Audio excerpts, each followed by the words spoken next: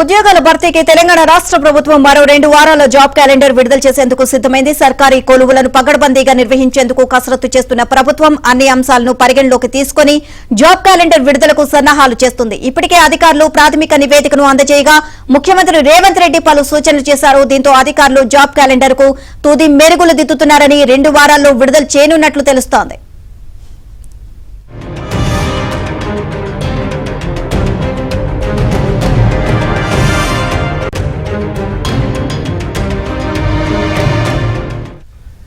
Telangana public service commission, Telangana రాష్ట్ర స్థాయి police recruitment board, ఇతర నియామక బోర్డులకు సంబంధించిన షెడ్యూళ్లతో జాబ్ క్యాలెండర్ విడుదలయ్యాక అధికారులు ఆ వివరాలను UPSC, NTA, RRB, RRC, banking వంటి ఇతర పోటీ పరీక్షల బోర్డులకు, రాష్ట్రీయ, కేంద్రీయ విశ్వవిద్యాలయాలకు పంపనున్నట్లయితే తెలుస్తా ఉంది. ఇక దీనివల్ల ఉద్యోగార్థులకు టీజీపీఎస్సీ షెడ్యూల్ సమయంలో ఇతర పరీక్షల అడ్డంకులను తొలగించవచ్చునని ప్రభుత్వం భావిస్తోంది.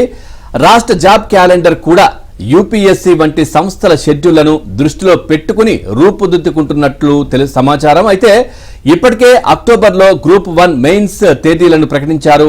అదేవిధంగా గ్రూప్ 2 పరీక్షలను ఆగస్టులో నిర్వహిస్తారు.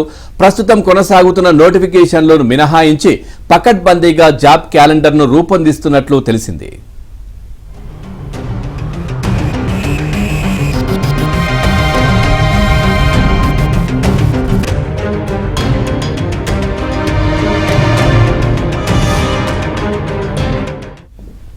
బీఆర్ఎస్ హయాంలో ఉద్యోగ నియామకాల ప్రక్రియ నిర్లక్ష్యానికి గురైందని, ఆ ప్రభుత్వం అనుసరించిన తప్పుడు విధానాలతో వివాదాలు కోర్టులకు చేరాయని కాంగ్రెస్ నేతలు ముందు నుంచి చెబుతూ వస్తున్నారు.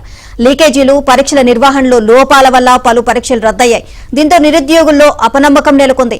ఈ నేపథ్యంలో రేవంత్ సర్కార్ ఆ అపనమ్మకాన్ని పోగొట్టేలా చర్యలు తీసుకుంటోంది. అసెంబ్లీ ఎన్నికల సమయంలో ఇచ్చిన హామీ మేరకు నిరుద్యోగుల్లో భరోసా కల్పించేందుకు తీసుకుంటున్న చర్యల్లో భాగంగా జాబ్ క్యాలెండర్ ను విడుదల చేయనుంది. ఎన్నికల సమయంలో ఇచ్చిన హామీల మేరకు టీజీపీఎస్సీ బోర్డును ప్రక్షాళన చేసి కొత్త పాలక మండలిని నియమించింది. పరీక్షల నిర్వహణకు యూపీఎస్సీ తరహాలో చేపట్టేలా కట్టుదిట్టమైన విధానాలను అనుసరిస్తోంది.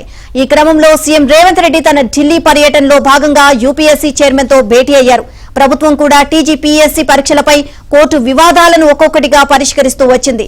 ఈ క్రమంలోనే గ్రూప్ 1 ప్రిలిమ్స్ రద్దుకు హైకోర్టు ఇచ్చిన ఉత్తర్వులపై సుప్రీంకోర్టులో చేసిన అప్పీల్ను ఉపసంహరించుకుంది. పగడ్బందీగా గ్రూప్ 1 ప్రిలిమ్స్ ను నిర్వహించింది. ఇటీవలే ప్రాథమిక కీ విడుదలవ్వగా త్వరలో ఫలితాలు వెలువడనున్నాయి.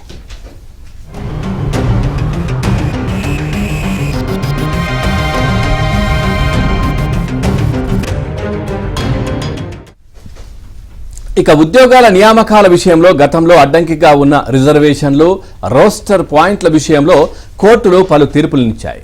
ఆయా తీర్పులకు అనుగుణంగా ప్రభుత్వం స్పష్టమైన విధానాన్ని అనుసరించింది. దీని ప్రకారమే టీజీపీఎస్సీ, మెడికల్ బోర్డు, పోలీస్, గురుకుల బోర్డుల ద్వారా నిర్వహించిన పలు పోస్టులకు సంబంధించి అధికారంలోకి వచ్చిన మొదటి 100 రోజుల్లోనే 28,942 మందికి ఉద్యోగ నియామక పత్రాలను అందించింది. ఇక డీజీఎస్సీ కూడా నియామకాల విషయంలో వేగంగా పెంచింది. ఇక గతంలో పెండింగ్ లో ఉన్న గ్రూప్ 4 ఫలితాలను విడుదల చేసింది. ఈ పోస్టులకు ప్రస్తుతం సర్టిఫికేట్ వెరిఫికేషన్ కొనసాగుతోంది. 1540 ఏఈఈ పోస్టులకు సంబంధించి ధృవీకరణ పత్రాల పరిశీలన పూర్తయింది. వ్యవసాయ, మెకానికల్, ఎలక్ట్రికల్ విభాగాల్లో ఎంపికైన జాబితా విడుదలైంది. ఇక హాస్టల్ వెల్ఫేర్ అధికారుల పోస్టుల పరీక్షలు పూర్తవగా డివిజనల్ అకౌంట్స్ అధికారి పరీక్షలు గత నెల 30న ప్రారంభమయ్యాయి.